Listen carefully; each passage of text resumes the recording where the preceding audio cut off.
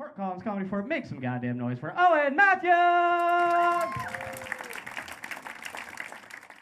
I bleached my hair for Halloween, and I hang out with comedians, so I've heard fucking everything now. One of them said I look like Ku Klux Ken.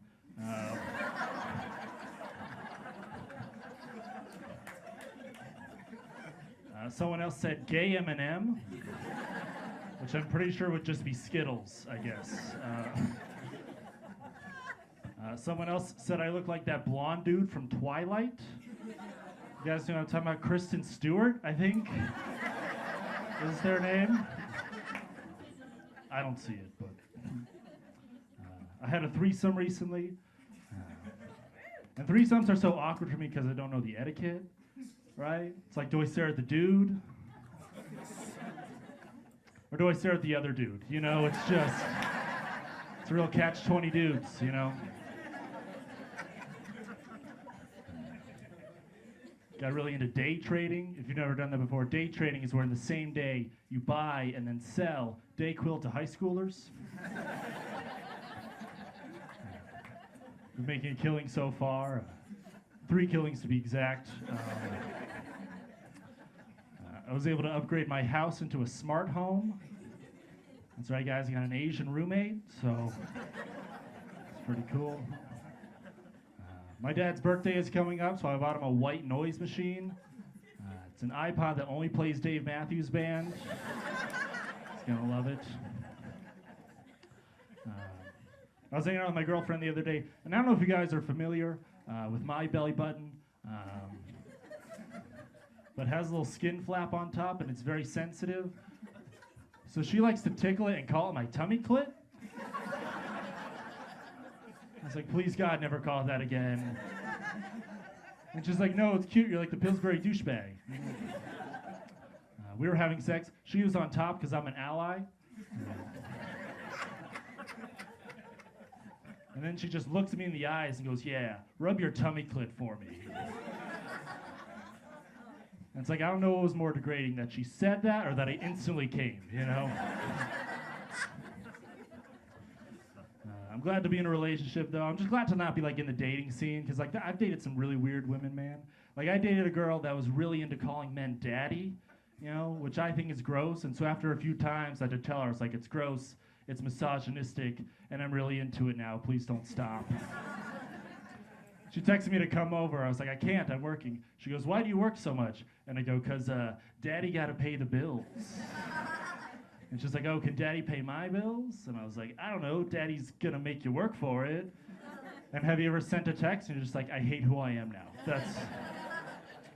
And then she responded with a naked picture, so then I co-signed for her apartment. It was, yeah. The worst part about it is, like, I'm not even financially well myself, right? Like, I might be the world's first sugar daddy that still lives with his parents, you know? The vibe I'm trying to cultivate now, though, is more of a sugar uncle, right?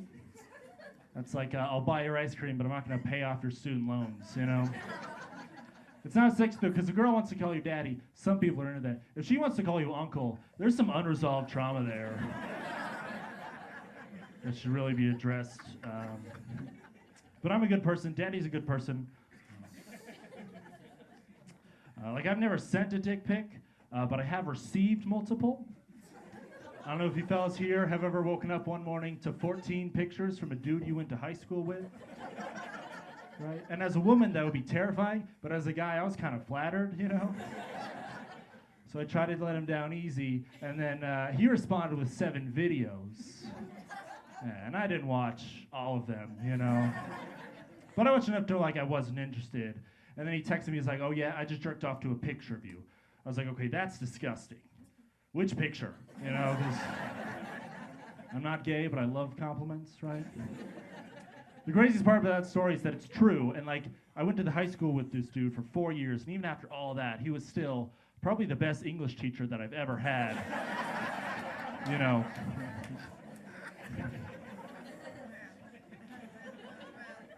Hell yeah.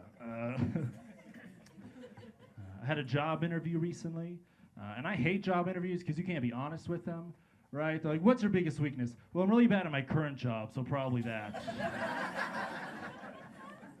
like, like, what would you say is your greatest strength? And I didn't know what to say, so I just said gaslighting. Like, did you say gaslighting? I was like, no, you idiot, that's not what I said. That's why you can't keep an employee, you never listen, you know? But I am unemployed. I've been using Rover a lot recently. That's an app where people will pay you to watch their dogs.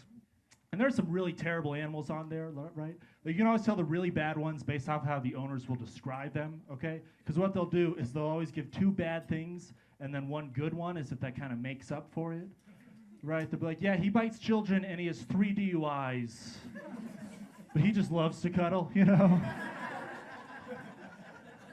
Like, he's really sweet once you get to know him, but he shits everywhere and he's a Holocaust denier, so... It's just Mr. Ruffles, I don't know. Honestly, like, I can't complain, though, because I'm a very terrible person as well, right?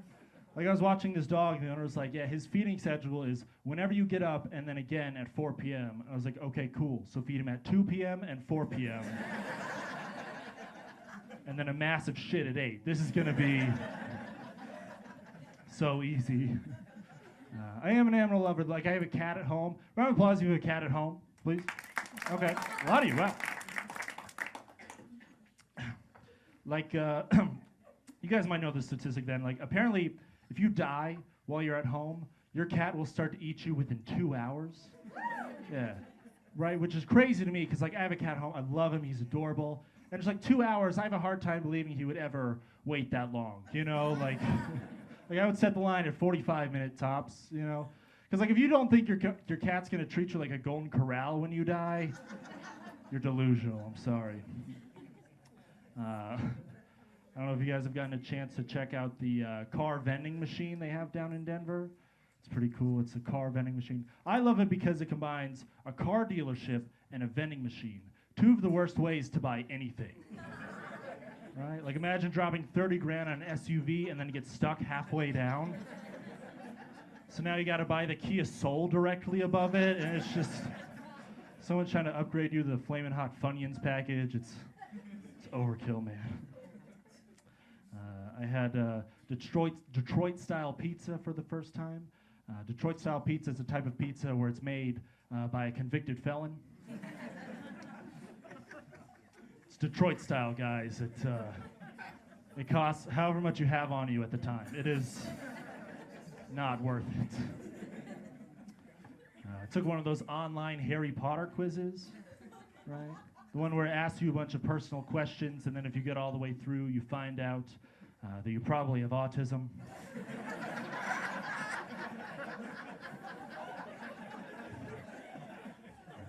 So anyway, I'm a Slytherin, which means I'm cunning, ambitious, and sensitive to loud noises. So keep it down. I love doing comedy, though, right? Like, as a comedian, you do some weird gigs, right? Like, I've opened for DJs before. I did a show down in Denver at a weed bar, which was a little interesting. If you've never been to a weed bar, it's like a normal bar, but everyone there thinks I'm an undercover cop. But it's fun doing comedy, man. Like, and I love doing comedy in places where you're not supposed to do comedy, right? Like, I got in trouble recently when I did jury duty. So I'm going to tell you guys about it because I'm legally allowed to now. It was a civil case about a car accident. This obese man was suing the other party for what he claimed were permanent damages to his body. And the defense was arguing, no, he's just fat.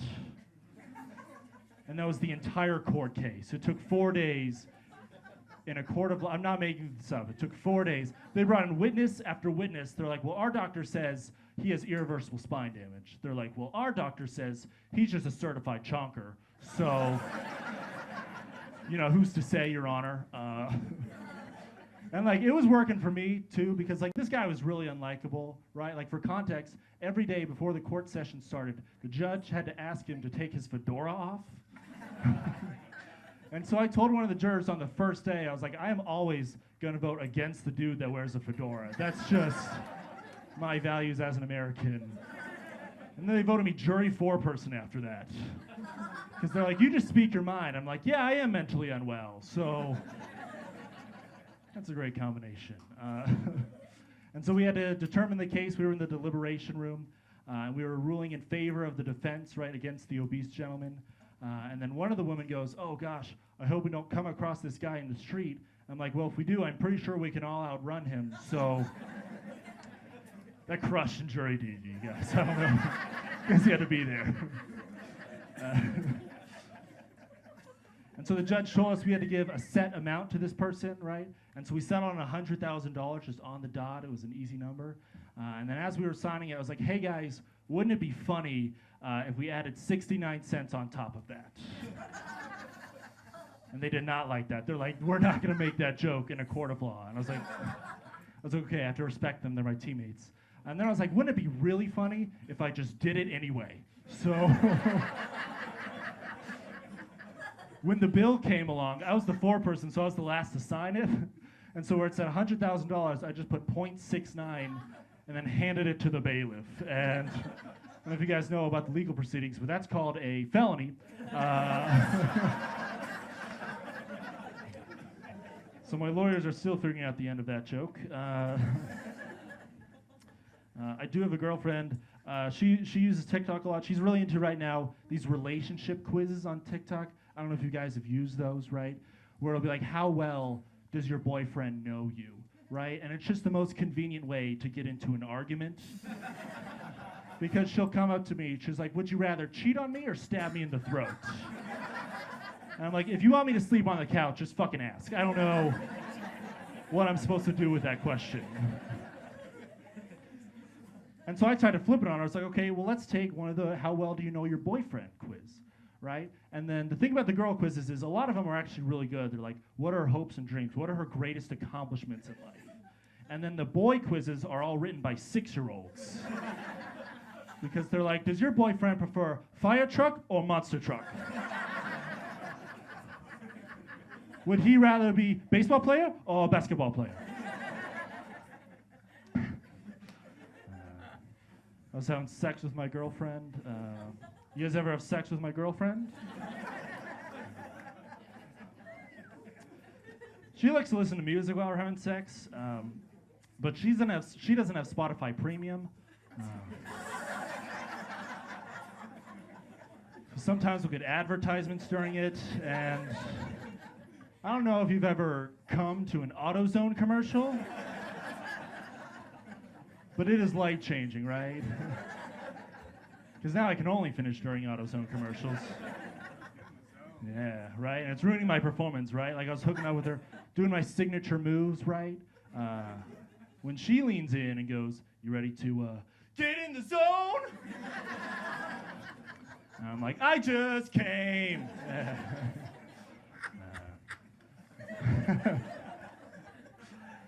We were wrapping things up though, and she was about to climax, so she's getting into it, right? And she starts to go, you know, oh, Riley. Yeah.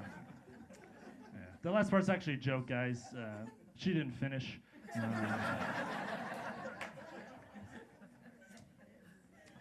I love her very much, though, my girlfriend. She's very sweet. Like, I buy her flowers, and so she asked me, what's the equivalent of flowers for you that I can buy? And without hesitation, I said Pokemon cards. So now I've been buying a lot of flowers because every time I do, I get Pokemon cards and a blowjob. So yeah. The other day, I got a Venusaur and my Penisaur. So, oh yeah. She's a notorious overpacker, my girlfriend is, right? Like, we went on a 3-day road trip, and she packed 8 pairs of her underwear, you know, in case she shits herself 5 times. And I'm the complete opposite, right? Like, on a 3-day road trip, including the pair I was already wearing, I only packed 2 pairs of her underwear. So, what's up with that? I'll end on one more joke for you guys. Let's see, I saw in the news recently that there was a politician accused of being racist. Yeah, crazy.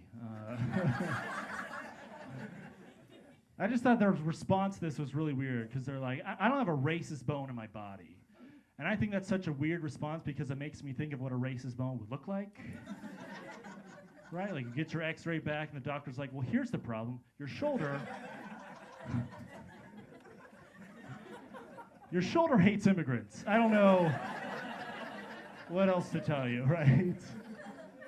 And I think it's a little conceited to think that you don't have any racist bones, right? Like, I'm not racist, but I probably have at least 3 racist bones in me, you know? Just based off the fact that I have 200 of them. They're all white, you know, so there's gonna be a few outliers in there, right? I don't think it's a coincidence. My clavicle hurts around my roommate now. You know, thank you guys so much. My name is Owen Mathews. Give it up for your host.